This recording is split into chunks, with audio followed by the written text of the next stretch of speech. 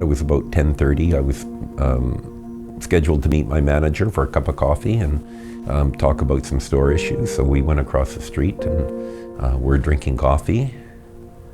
And then that's all I remember.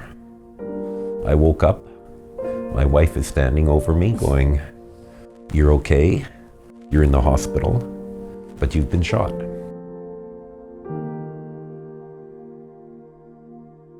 Soon after he arrived at VGH, he would have been seen by our emergency nurses and our emergency physicians, and I think there were many nurses and physicians that were immediately involved in his care.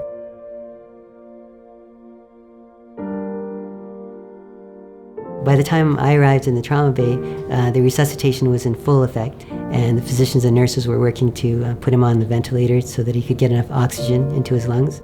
We knew that this was probably a bleeding problem, so there was a strong effort to try to replace his blood loss. There was no blood in the heart, so even when we pumped it with our hands, try to get blood moving forward, there was no blood to move forward. So this is where the rest of the team really made a big difference. After a few minutes of this work, resuscitating with blood products, trying to stop bleeding on the right side of the chest, doing compressions on the heart, we noticed that the heart started to beat.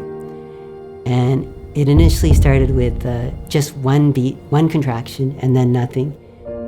But it contracted again a second time, and then a third time, and a fourth time. It started to contract faster, it started to fill, and it started to move blood forward. They brought me back to life. Each person, each employee of this hospital was so important in my husband's health and recovery.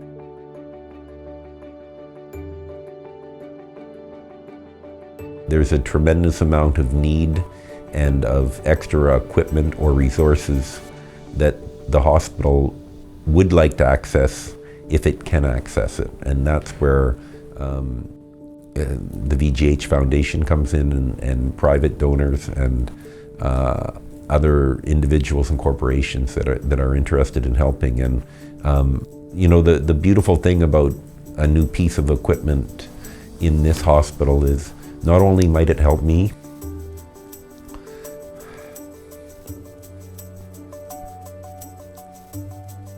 but then it's here to help lots of other people.